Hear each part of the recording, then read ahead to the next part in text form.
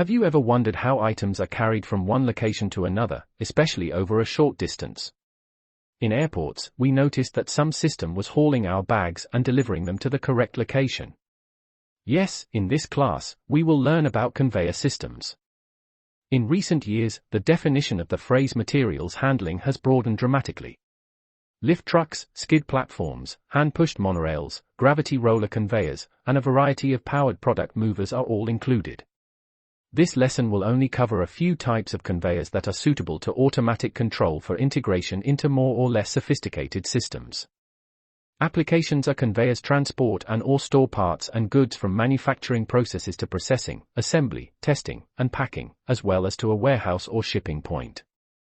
Conveyors can regulate production rate by simply changing the system speed to accommodate for available personnel, for example. They serve as a link between automatic machines in order to create a fully automated system. Conveyor applications can be divided into 4 broad categories. Bulk handling is considered first. Coal, sand, ores, chemicals, and grains are examples of materials. Conveyors with trough belts, buckets, pneumatics, and other similar features. The second is package management.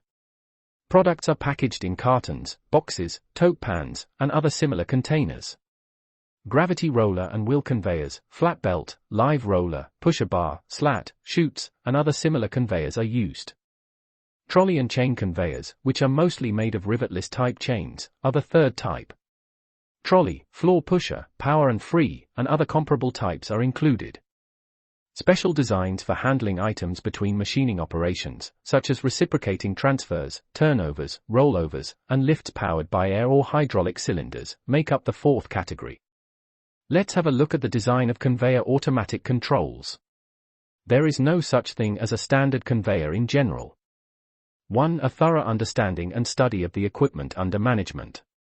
This includes both their limitations and their possibilities. Equipment designed for precision machine tools may be insufficient for less precise conveyors without the addition of costly additional operational means. 2. The mechanical parts designer and the control designer must work closely together to ensure that control components can be inserted into inappropriate positions in the basic design.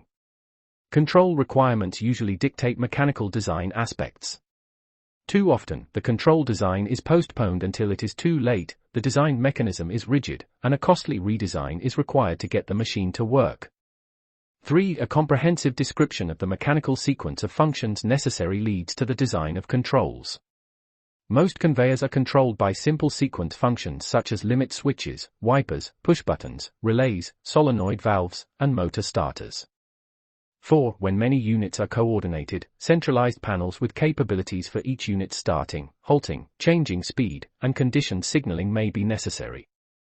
Different drivers, synchronization for automatic transfer between multiple conveyors, and selective dispatching all necessitate more difficult thinking. These are the main types and factors for conveyor automatic control.